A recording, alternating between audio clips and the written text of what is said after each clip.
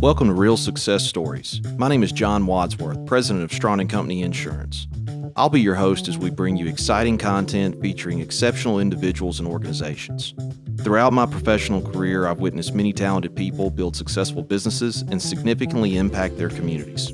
We will now have the opportunity to bring these stories to you. We'll have the privilege of speaking with business owners and highly successful individuals who are involved in a wide variety of industries. We will see success defined in many different ways. Our guests will share their stories of how they built their businesses to reveal strategies that you can duplicate in your endeavors. We'll get to experience the human side of success as we identify the challenges and obstacles that entrepreneurs endure. We will see the thin line that separates giving up from true success. Along the way, we'll have the opportunity to speak with nonprofit organizations that are creating opportunities for success in their communities. Another goal of this program is to give these great organizations broader exposure and awareness to help continue their success. As a listener, we hope you feel encouraged to support the organizations that we feature. Through this open and honest forum, we aim to build community and foster success among all who wish to pursue their dreams. You will hear real success stories of people just like you and me. Thanks for listening, and check back regularly for new episodes. Make it a great day.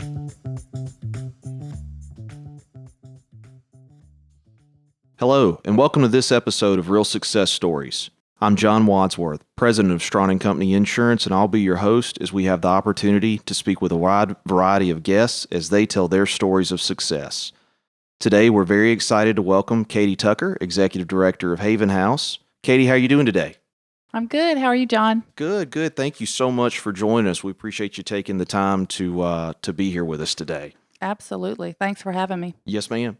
This rainy afternoon, I guess, was a good day to be inside and spend some time doing this. So we're certainly excited to share your story and Haven House's story with folks, and allow our listeners to learn more about this great organization that I've personally been blessed to have been familiar with for a while, to see the great work you guys do. So tell us a little bit, Katie, about, the history of Haven House, what Haven House does, the mission for anyone who may not be familiar.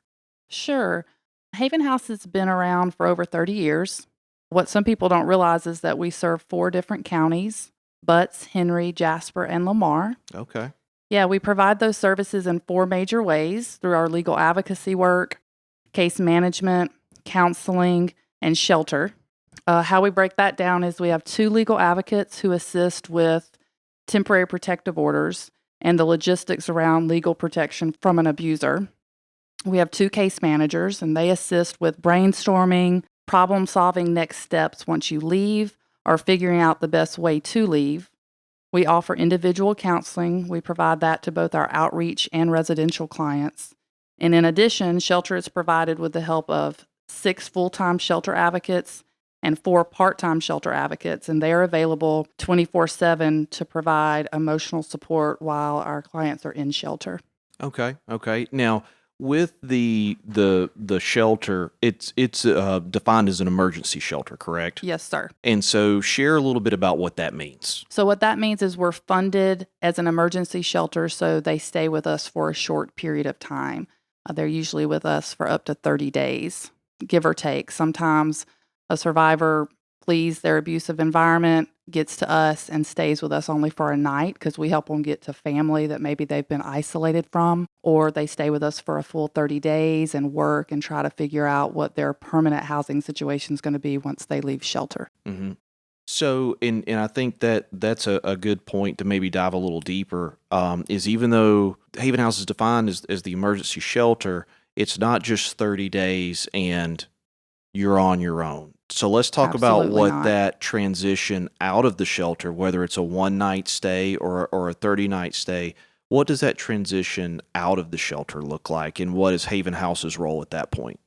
Sure. So we try to stay in contact with our clients, of course, once they leave, because they need our support then more than ever to know that we're there and they can continue to get counseling services, the emotional support that they need from us. They still come in and see their case manager to work on case plan ideas that they may have of what they want to do once they have handled the short term. Mm-hmm. Gotcha.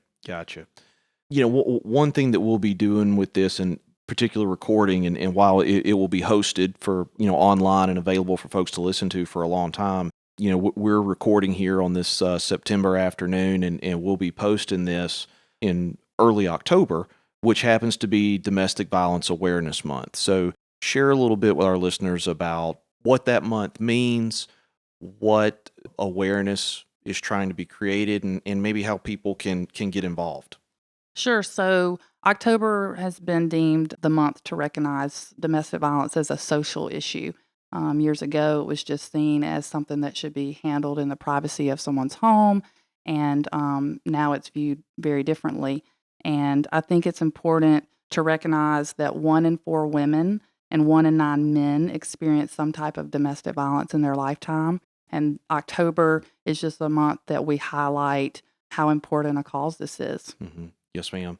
Something interesting that you said there that I think maybe the awareness isn't always there. Number one, first and foremost, it's horrible and awful when anyone has to deal with domestic violence. But you noted while at a lower rate, men are also sometimes subject to domestic violence, and Haven House does also provide assistance there as well. Is that correct?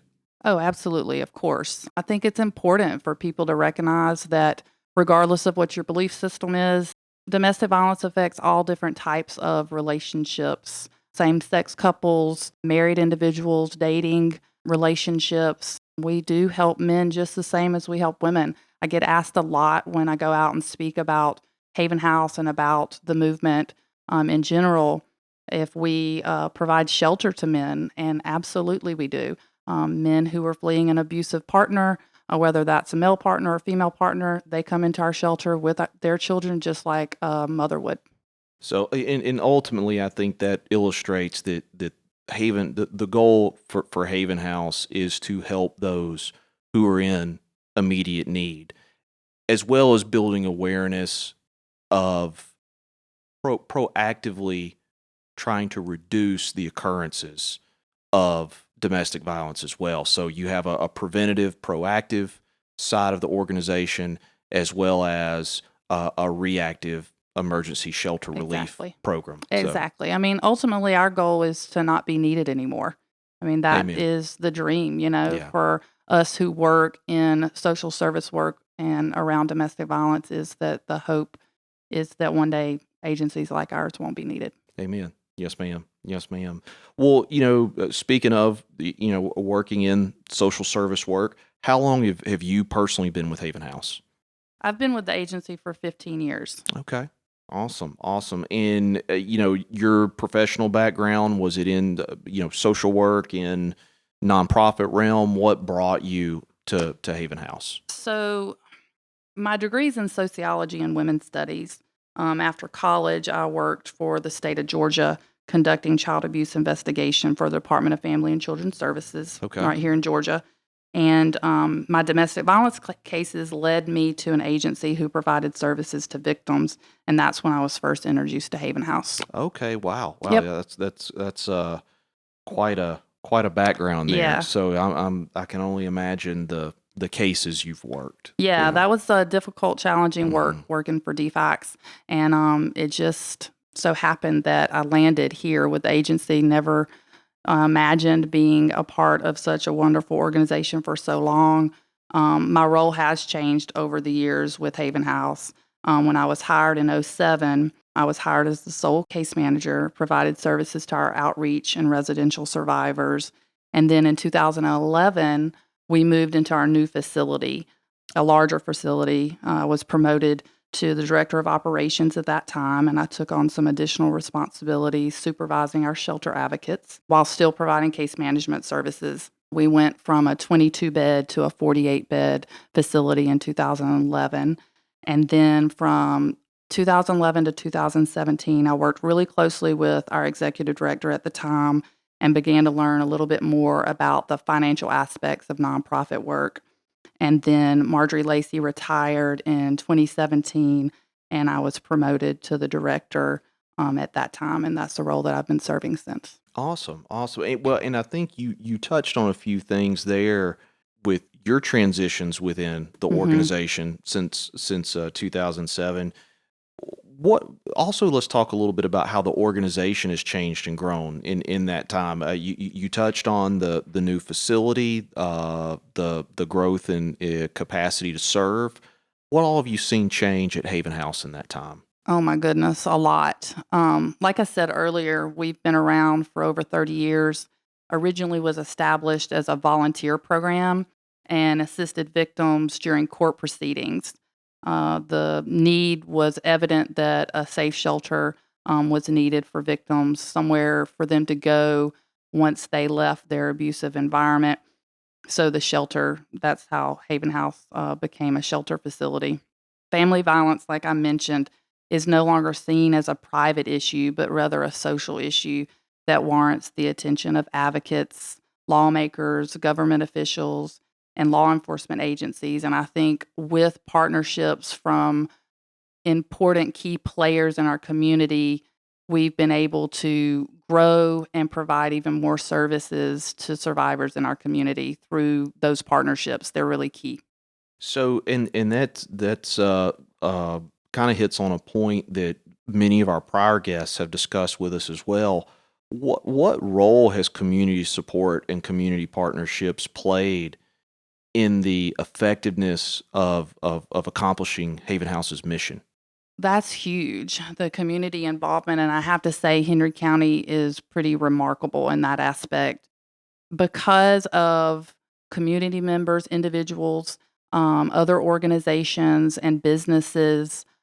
We're able to continue the work that we do, and it Hmm. allows us to thrive. It's through, volunteers that come into our program that do work for our clients that we serve, and monetary donations, the giving of goods and things like that that we need. That's We couldn't survive without that type of support. Certainly, certainly. So, talking about financially, the way things are able to happen with Haven House. What are the sources of revenue? How does that come to you guys? Is it strictly private donations, or how does Haven House afford to operate? Sure. Several different ways. And I'll try not to go on and bog you down with all the details. But one of my biggest roles as the executive director is our grant writer. So I write both federal, state, some local government grants that allow us to run a facility, payroll, utilities, things of that nature. And then our monetary donations that we get from civic groups, the faith based community, individuals, those donations allow us to buy the things we need to run our program: groceries, gas for our van, birth certificates for a survivor, because lots of times when they leave, they have to leave everything up behind. So we help them replace birth certificates, social security cards, uniforms for work, clothes for their kids, school supplies, everything. Just imagine leaving your home and you left everything and your kids are in tow. And you have to replace all the stuff that we don't even think about on a daily I was gonna say basis. so much that you take for granted. Absolutely. Yeah, Yep. yeah. Wow, wow. So the private giving obviously is a piece of the support, and I'm I know that you guys have had a history of putting on some great fundraiser Hmm. events here in the community. But I'm assuming, like most organizations, COVID has impacted your ability to host fundraisers. Talk a little bit about that, and how you're facing that challenge currently. Oh, goodness. COVID has affected us drastically in so many ways. The fundraising has been one of the biggest struggles that we've had. So, just to give you an idea, we usually have 2 to 3 large fundraisers and then some smaller fundraisers throughout a 12-month period. Last year, we had to cancel our Haven House Hustle 5K. It would have been our 10th annual 5K. That was in April of 2020. We weren't able to schedule any other fundraisers last year. We had a luau scheduled for this year in September this month, and an Oktoberfest scheduled for October, obviously, and we had to cancel both of those events. We rescheduled our 5K for September of this year, and we have postponed it until December. It's scheduled right now for December 18th, 2021. I'm hoping that we will still be able to have that event. It's going to be at the Locust Grove, start at Locust Grove City Hall, where Okay. the rec center is. Mm-hmm. So we'll post information on our social media platforms if and when that happens, but we're keeping our fingers crossed. So registration is not currently open then? Not yet. Okay. Not yet. Gotcha. We went back and forth on what we should do. We really, really miss having these events. For one, our fundraisers, you've attended those, they're a huge success. They're fun to attend, and it's incredible the community support that we get. And it's been sad, to not be able to come out, and you don't think of it as, I mean, we don't celebrate what we're having to do for the Certainly. work we do, but Certainly. we certainly, I do, and my colleagues and our board celebrate what this community does and rallies around this agency. And it's been hard, not just the revenue that we've lost, but the awareness that it brings. You've got to think, if 1 in 4 women and 1 in 9 men are affected, and you're in the room with 200 people at an event, there's people in that room that need to know there's agencies like ours. There's people that Absolutely. need to hear our message, and we're not able to do that. And for someone who is a champion for this cause, that is as much a loss as the revenue is, in my opinion. Yeah, certainly. Yeah. Something you mentioned there, being a champion for the cause, and with your role as grant writer, as executive director of the organization, does Haven House, and specifically your role within Haven House, maintain a focus strictly on the counties that the organization serves, or does the organization's support for the cause also bring you to state level functions or things of that nature for broader awareness? Oh, yeah. So when I say we serve those 4 counties, Mm-hmm. but Henry, Jasper, and Lamar, that's who we have jurisdiction over to do temporary protective orders. So specifically, our legal advocacy work is done in those 4 communities, but we provide services to anyone who is being hurt by a loved one. So we get calls sometimes out of state, Mm-hmm. and they say, I have family in Georgia, but it's not safe to stay with my family member because my abuser knows where they live, but I just want to get closer to them, and I need somewhere safe to stay, and I'm fleeing Michigan or wherever it may be. And they come here to us to stay with us in shelter. So anyone that needs help and is experiencing domestic violence can call us for help. And I often tell people, sometimes it's just an anonymous phone call to start with. They may call and they don't want to give their name, and they're scared to ask questions. And that's completely fine for them to call us, get some answers, just find out that there's agencies like ours that even exist. And then maybe they wait 6 months and call us again. And then they give their name and they say, I'm ready to leave. What do I need to do Mm-hmm. now? It's a process. Certainly. So, I think this might be kind of based off of two things you mentioned. One, when you mentioned, 1 in 4 women, 1 in 9 men, and how in a room of 200 people, there more than likely is someone who needs to hear the message. Mhm. So, taking that same concept to, we never know who's going to be listening and when they're going to be Mhm. listening. Tell us a little bit about when someone should call Haven House, and maybe also delineate when and if an emergency number like a 911 is Mhm. more appropriate. That's a really good question that I don't get asked very often.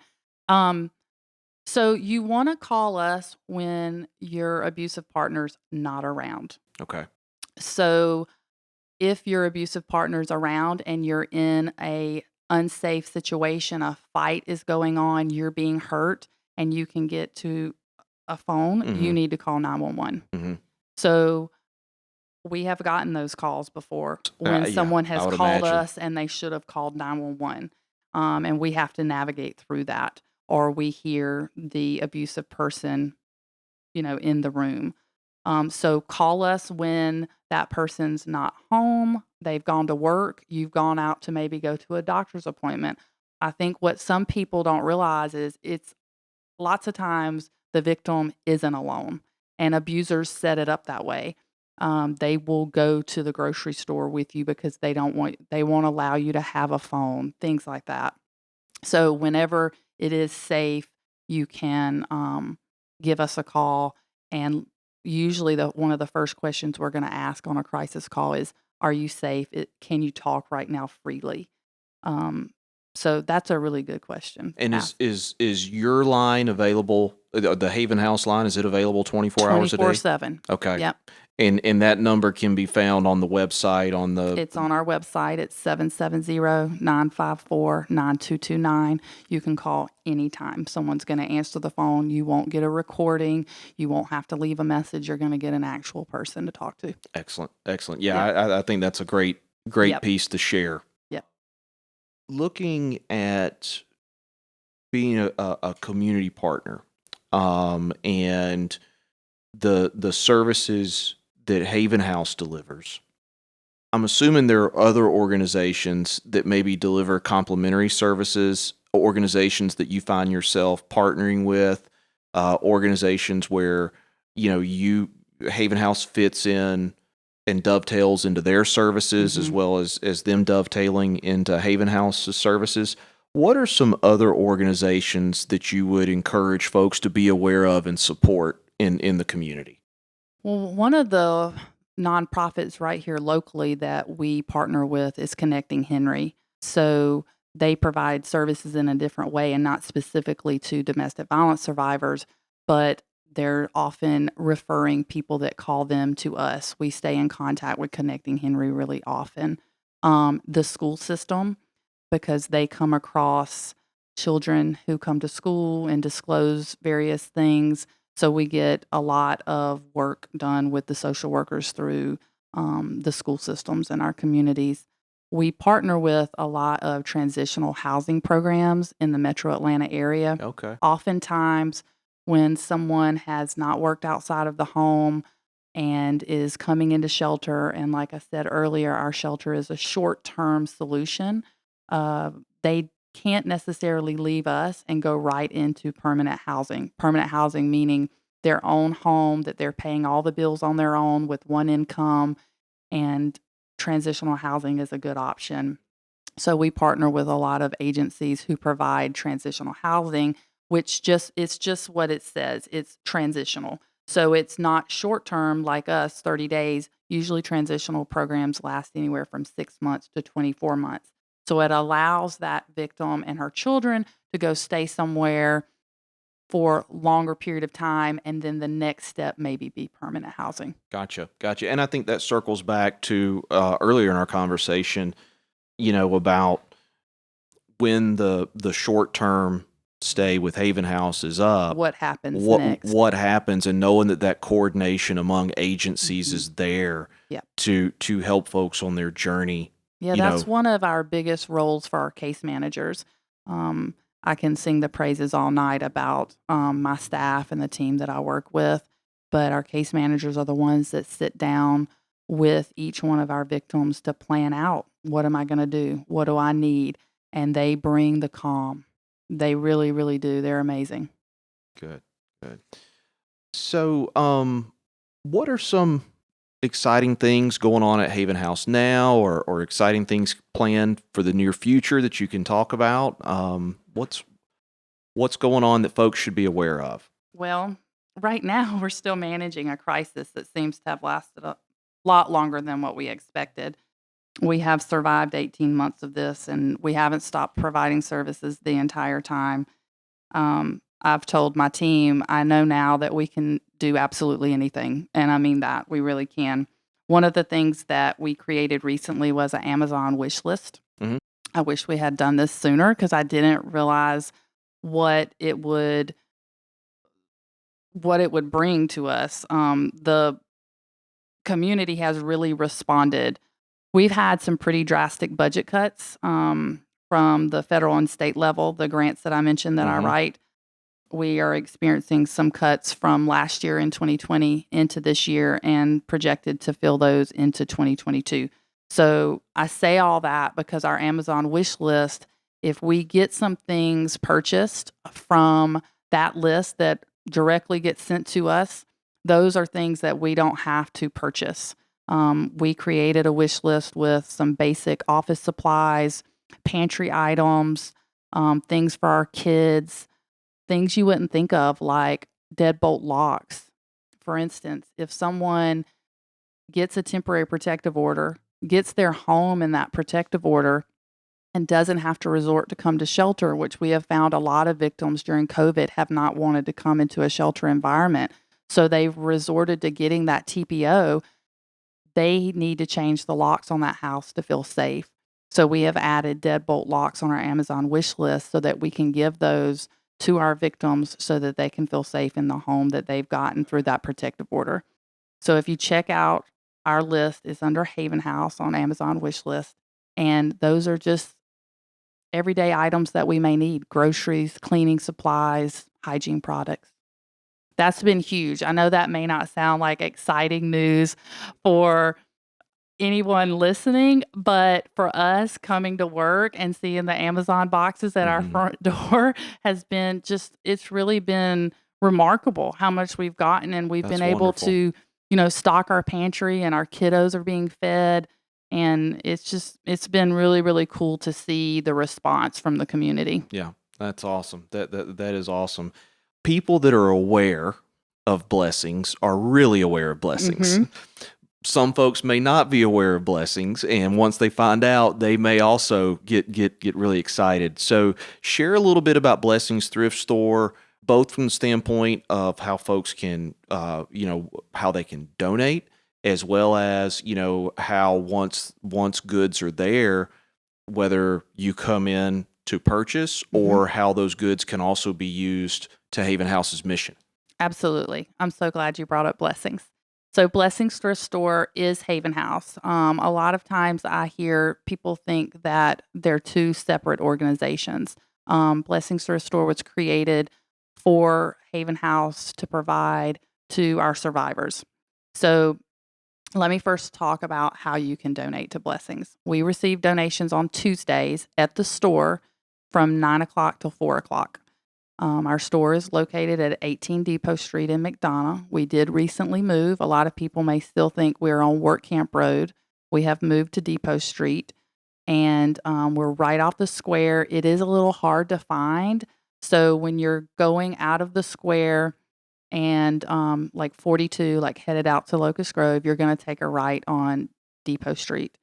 You're going to see a chain link fence with a tractor repair shop. We're right behind that tractor repair shop inside the fenced in area. So that's back in the old lumberyard Yes, sir. development. That's where it is. Okay, Yep. gotcha. Yes, ma'am. So we've just struggled. I went into detail about that because we've struggled with people being able to find us. And I know Mhm. people are frustrated, both donors and shoppers, but we're here.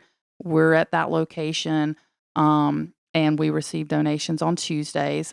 We've had to limit how often we're taking them because we've had so much, and we're in a much smaller space than we once were in. Okay. So we went from 3,600 square feet to 2,000 square feet. Okay. So we just don't have the space, and we need help with unloading donations, sorting donations, organizing stuff, putting it out. So if you are interested in volunteering, we need volunteers. We're open Tuesday through Saturday from 9 to 4:30, and we'll take volunteers whenever you can come. How should folks reach out to you if they're interested in volunteering? So Lindsay Brown, she's amazing. She's our store manager. Reach out to her. You can call her at the store. The store number is 770-337-3886. And again, she's there Tuesday through Saturday. If you don't get her because she's running this show pretty much by herself, leave her a message. She'll get back to you. If you can't reach her and you just need to talk to her right then, you can call me at our office. at Haven House. My office number is 770-954-1008. And we will love to welcome any volunteers that are willing to come help us at Blessings. Awesome. How Blessings helps our clients is the donations that we receive there go to our clients for free first. Secondary is the money that we make at Blessings. First and foremost is the clothes, the furniture, the toys, the linens, everything that you donate that a survivor may need, they get that stuff for free. Secondary is shopping at Blessings. If you love to thrift shop and you like a good deal, you need to be coming to Blessings. We sell clothes for as cheap as 25 cents. We have 10-cent table, really cool furniture that comes in that you might want to pick up for a good deal. So if you want to come shop there, the proceeds we make, 100% of those proceeds go back to the program to do things like I mentioned earlier, buy groceries, gas for our van, the essentials for survivors when they've left. All that money goes to support those things. Yep. So, as a donor, you have the benefit of course, doing something that's going to help someone. Also, you get that wonderful non-cash donation tax receipt, which is always wonderful. Absolutely. And we're going to give you that tax receipt when you drop off your donation. So you'll get that day. And then again, coming back to the idea of not only being emergency relief, but of helping people transition and get out of abusive relationships. Having Blessings allows you to help people set up that new life. Exactly. Because when they leave shelter, if they're moving into a new place and they've had to leave everything behind, they need beds and living room furniture and stuff for the kitchen. And we pull all of that from Blessings. Yeah. So I guess segueing a little bit, you mentioned that, after client needs are met with, by goods that come through Blessings does generate a little bit of revenue for the organization. So we've talked about private donations. We've talked about grants, federal and state funding. We've talked about generating revenue at Blessings. We've talked about fundraisers. Haven House has a very diverse revenue base. And something we try to do in this podcast is hopefully give some information to folks who maybe have an idea, whether it's for a for-profit business or a nonprofit business, or maybe they've already started but they're not getting the traction they're looking for. How important is that diversity of resources to allowing Haven House to continue to thrive and meet the needs of the community? Can a nonprofit today, particularly a nonprofit in a that's community oriented, not a huge national foundation, but a community focused nonprofit, can it survive with one source of income today? Not a nonprofit that's providing a variety of services like we do. Maybe a smaller scale with a smaller annual budget. I don't know how we, at this scale, could survive on just private donations or just grants or just, civic organizations that provide, donations to us. I don't know how you could do that. It's the variety of different income that we get that allows us to do all of the various services that we do. The legal advocacy work, the case management, the shelter, the counseling, having Blessings, all of that is because of those various different funding sources. Certainly. How important, and granted there's turnover, but how important is your board? And again, when we're thinking about maybe giving a small nonprofit some advice here, how important is having an active, engaged board and their role in the success of an organization? Well, because you served on our board before. So it's really, really important for a couple of reasons. Their primary role is fundraising and bringing awareness to the community. So being out in the community, talking about our mission, making people aware that we exist, and then assisting me with the fundraising efforts. That's what we do. That's what our board does. We have 19 board members right now, and I couldn't do this work without them. They also are a huge support to me. So I have 20 employees that I support and encourage every day, and my board does that for me. We meet regularly and discuss what's going on. They help me brainstorm ideas, especially during COVID. They have been there to offer words of encouragement because it's been so, so challenging. So we can't survive without a strong board. And that's what I tell people who are interested in getting involved in nonprofit work or want to take on the big task of starting their own nonprofit is you've got to have some rules, some bylaws. How are you going to function? And having a strong leadership behind you. Absolutely. Absolutely. Yeah. The old term seat warmer. Yep. You really can't have seat warmers. You have to have engaged board members Yep. and have a diversity of skill sets. While yes, fundraising Absolutely. is critical. I think back to when I did have the opportunity to serve, there was a board member who had some expertise in the real estate world. Mm-hmm. And the organization was dealing with an eminent domain issue at the time. Mm-hmm. And let me tell you, she saved us. Yeah. What she did, the resources she pulled, she really, really took care of the organization, and I think really helped catapult Haven House into the new facility. Mm-hmm. As part of that, and there were a lot of other factors in the new facility. But the way that went down with the eminent domain issue with the old facility, not to go into too much detail, but it could have really hurt. Yeah. And instead, it actually helped us transition. We want a diverse Yes. board. All nonprofits do, not just Haven House. You want a variety of different skill sets. It's important. It's really important. Yeah, I mean, as an executive director, how hard is it to be human resource officer? Yep. Financial review, legal advocate, go on and on Yep. and on. Real estate expertise. Yep. I mean, you can keep going on all these issues. So having that group to lean on, and then at an emotional level, like you said, Yes. to bring the kind realize words. that part. Prior to serving in the role that I'm currently in, I didn't realize the importance that they be there for me. And I thank them for that. I really didn't realize that part of it. But I didn't work as closely with our board prior to being the director. So I had Marjorie. She was, Mhm. she was amazing, and she was our support system. And I learned from her how to be a good Yeah. leader. Yeah.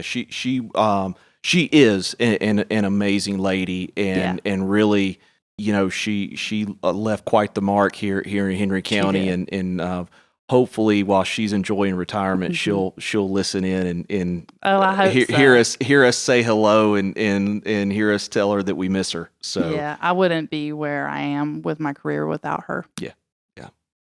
So that's awesome. That's Yeah. awesome. Just to kind of restate a few things, how can folks get involved with Haven House? Whether it's a volunteer basis, supporting financially, how can they find you? How can they get in contact, and how can they support you? So as far as volunteering, we're taking volunteers at Blessings Thrift Store right now. We have not welcomed back volunteers in our shelter facility. We're still limiting that due to COVID. Once we do, we would love to have anyone interested come prepare a meal and bring it in to serve our residents, play games with our kiddos, something like that. Once we do start welcoming them back, if anyone's interested, your family, your friend group, your church group. I mean, I've had beta clubs, ROTC groups, anyone who is wanting to provide that type of service and volunteer with us, just give me a call. Right now, like I said, if you're interested in volunteering, give Lindsay a call at the store. As far as monetary donations, we really, really, really need support in that way. And some people want to do it the old fashioned way and mail us a check. You can do that. You can donate through Facebook. You can donate through Instagram. You can find us on both of those at Henry Haven House. That's on Instagram and Facebook. You can donate through our website. There's a donate button, and you can find our website at henryhavenhouse.org. And if you're interested, like I talked about earlier, our Amazon wish list, some people want to just buy the actual products. They feel good about that. And that's a contact-free way to give. If people want to go to the store themselves and buy things off our wish list and drop them off to us, they can do that as well. Awesome. And everything about blessings would also be within those same social media sites and Yes, sir. website. They're not separate. Nope. They're all there You together. can find all that there. That's awesome. Well, Katie, I can't thank you enough for spending your time with us today, for sharing your story, for sharing Haven House. Hopefully our folks who were already familiar will be reminded of how great this organization is, and anybody listening who is not familiar will have some newfound information to be aware of the organization and support it. And I encourage all of our listeners, to support this organization, Katie and her team, as well as those who have been in the organization prior to the current staff, have all just made an incredible impact in Henry County and the surrounding counties, and really deliver a critical service to our community. So, Katie, thank you so much. Thank you. This meant a lot to me. I appreciate it. Yes, ma'am. To our listeners, thank you so much for joining us. Please subscribe to the podcast. If you're interested in having your organization or business featured, or if there's a business or organization you would like to see featured, please reach out to us. My email address is johnwadsworth@strawninsurance.com. That'll also be posted in the description. Feel free to reach out to me, and thank you again for supporting the podcast, and we hope you make it a great day.